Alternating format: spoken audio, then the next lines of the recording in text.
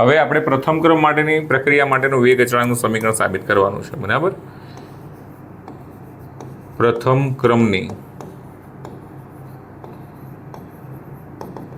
પ્રક્રિયા માટે વેગ અચળાંક નું સમીકરણ અને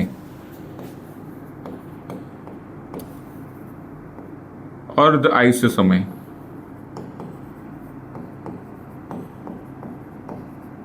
T1/2 શોધો. તો પ્રથમ ક્રમની પ્રક્રિયા કોને કહેવાય? મેં હમણાં તમને સમજાવ્યું હતું કે જે રાસાયણિક પ્રક્રિયાનો વેગ એ પ્રક્રિયકની સાંદ્રતાના શૂન્ય ઘાતના સમપ્રમાણમાં હોય તો શૂન્ય ક્રમની, જે રાસાયણિક પ્રક્રિયાનો વેગ એ પ્રક્રિયકની સાંદ્રતાના 1 ઘાતના સમપ્રમાણમાં હોય એવી પ્રક્રિયાને શું કહેવાય? પ્રથમ ક્રમની પ્રક્રિયાઓ કહેવાય, બરાબર. તો એ સેન્ટેન્સને આપણે પહેલાં લખી દઈએ. પ્રથમ ક્રમની પ્રક્રિયા એટલે શું? તો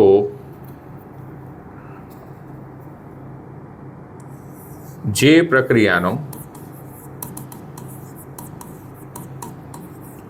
પ્રક્રિયા વેગ એ પ્રક્રિયકની સાંદ્રતાના 1 ઘાતના સમપ્રમાણમાં હોય. કેટલી ઘાતના સમપ્રમાણમાં હોય? 1 ઘાતના.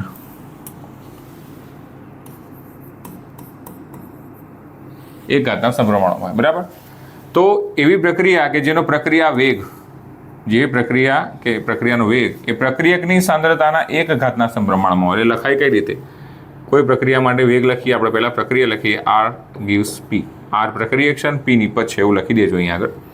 તો આપણે એના માટે વેગ દર્શાવીએ તો વેગ બરાબર શું થાય? -dr/dt ચલે છે પ્રક્રિયકની સાંદ્રતાનો 1 ઘાત.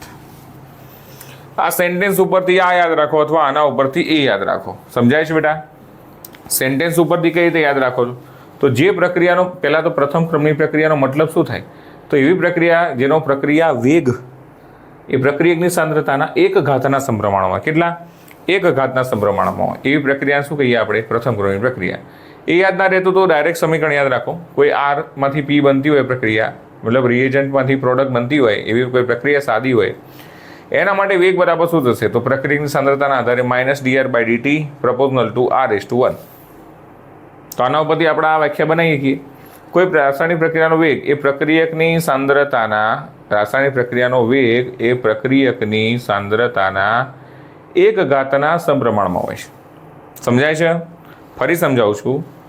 કોઈ રાસાયણિક પ્રક્રિયાનો વેગ -dr/dt કેટલો હોય? તો એ પ્રક્રિયક એટલે આરની સાંદ્રતાના 1 ઘાતના સમપ્રમાણમાં હોય બેટા. 1 ઘાતના સમપ્રમાણમાં હોય. હવે આપણે આગળ જઈએ તો આની અંદર મિકેનિઝમ કરીએ તો -dr/dt ઇઝ ઇક્વલ ટુ કરીએ તો શું આવશે? K આવશે × r/1. બરાબર. K કેમ આવ્યો? તો ચલન દૂર કરીએ તો અચળાંક મૂકવો પડે એટલે K મૂક્યો આપણે. હવે જોઈએ તો dr એમના એમ, આ r હું નીચે લાવું છું, ઇઝ ઇક્વલ ટુ માઇનસ પેલી બાજુ લઈ જઉં છું તો -K અને dt ઉપર જશે K × dt. ધરખમ ફેરફારો કર્યા છે એટલે આ સ્ટાર સમીકરણ કહેવાય તમારું.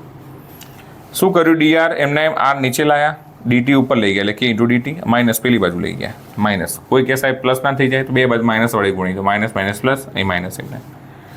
આ તમારું મુખ્ય સમીકરણ કહેવાય નંબર 1. આ સમીકરણ 1 જે તમને મળ્યું છે એ એક સમીકરણ મળ્યું એના આપણે શું કરીએ? સંકલન કરીએ, જેમ પહેલાં કર્યું હતું એમ જ. તો સમીકરણ 1 નું સંકલન કરતા સંકલન કરી દઈએ તો તમને શું મળશે? આમ તો લખતા હતા સંકલન પહેલાં, પણ હવે લખતા નહીં. dr/r સીધું તમને આપેલું છે. શું થશે? ln r થશે. ઇઝ ઇક્વલ ટુ -K અચળાંક બહાર નીકળી જાય. ડીટીનું શું થઈ જાય? પહેલાં એ ખબર તમને T પ્લસ સંકલન અચળાંક અહીં મૂકવો પડે, લખજો જ્યાં અહીં બરાબર સંકલન અચળાંક.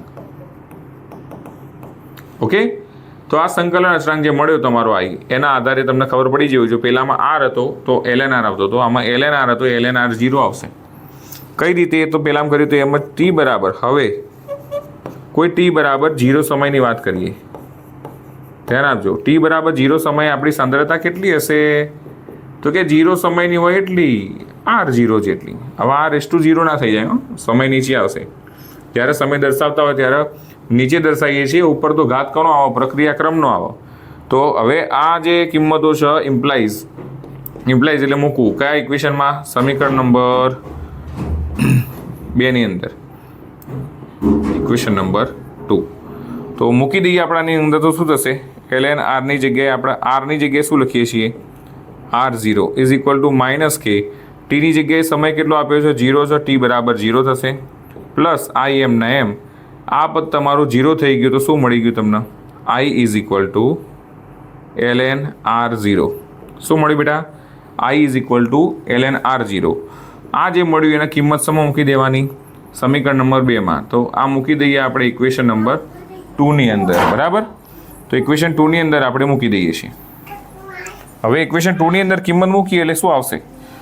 આની અંદર ln r ની જગ્યાએ શું આવશે? ln r જ છે બેટા, એમાં કોઈ ચેન્જ નહીં થાય. માઇનસ કે ટી ક્યાં ગયો? ઓકે, માઇનસ કે ટી. ln r બરાબર માઇનસ કે ટી. આની જગ્યાએ શું મૂકવાનું છે? ln r0 plus ln r0. જુઓ, ln r એમને માઇનસ કે ટી એમને આની જગ્યાએ શું આવી ગયું? ખાલી ln r0. આની કિંમત કઈ રીતે આવી? આપણે જોયું ટી બરાબર 0 સમય. શૂન્યનું સમજ્યા હશે તો આ તમને સરળ રીતે આવડશે. તો હવે આની અંદર શું થાય એવું છે તો જોઈએ આપણે.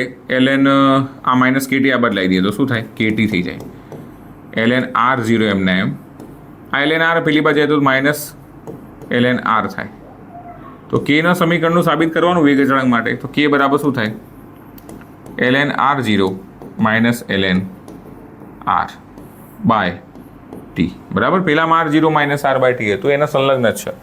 હવે આની અંદર વાત કરીએ તો કે બરાબર આ 1/t અલગથી લખીએ આપણે છેદમાં. તો ln શું થાય? r0 by r.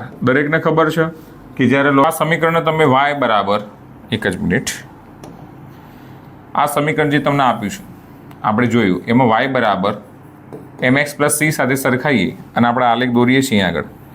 તો આ આલેખની અંદર શેનો આલેખ છે? તો ln r અને વિરુદ્ધ ટીનો આલેખ છે, બરાબર? તો આ ln r વિરુદ્ધ ટીના આલેખની અંદર આપણને જે આલેખ મળે છે એના આધારે y બરાબર r એટલે આંતરછેદ તમને મળશે ln r અને ઢાળ બનશે તમારો માઇનસ કે. ઢાળ બરાબર માઇનસ કે. બીજો તમને આલેખ આપ્યો છે સરસ મજાનો, આવો સુરેખ આલેખ જ મળે છે. તો એની અંદર વાત કરીએ તો શેના વિરુદ્ધ શેનો આલેખ છે? તો ln r0 બાય r નો આલેખ દોરેલ છે વિરુદ્ધ t. ln r0 by r નો વિરુદ્ધ ટીનો આલેખ દોર્યો છે. તો અહીંયા આગળ જોઈએ કે ln r0 બાય r વિરુદ્ધ ટીનો આલેખ દોરીએ તો આ નીચે જશે. ઢાળ તમને કેટલો મળશે? માઇનસ કે બાય 2.303 જેટલો ઢાળ મળશે, બરાબર? આંતરછેદ મળશે નહીં એની અંદર. અહીંથી શરૂઆત થાય છે એના કારણે. હવે જોઈએ તો અર્ધઆયુષ્ય સમય માટે ટી બરાબર t1/2 એ લખવો તો લખી દઈએ. અર્ધ આયુષ્ય સમય માટે,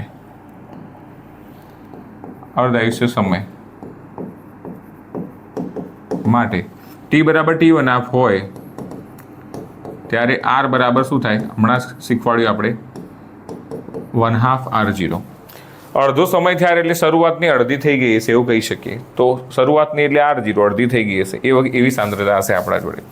તો બસ કિંમત મૂકી દઈએ. Implies equation number star. Equation number star તમારા જોડે છે. કિંમત મૂકો બેટા. કે બરાબર એમના એમ 2.303 એમના એમ બાય ટીની જગ્યાએ શું આવશે? t1/2 log r0 તો એમના એમ છે.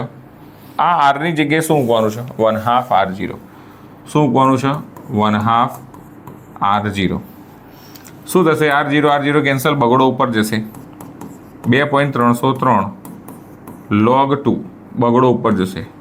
0.3010 આવશે આશરે, મને યાદ છે ત્યાં સુધી. આ કે નીચે લઈ જઈએ t1/2 ઉપર તો t1/2 is equal to log 2ની વેલ્યુ શોધી નાના ઘાત ગુણશો એટલે આવશે તમારો જવાબ 0.693/k. તો આ તમારું અર્ધ આયુષ્ય સમયનું સમીકરણ થાય.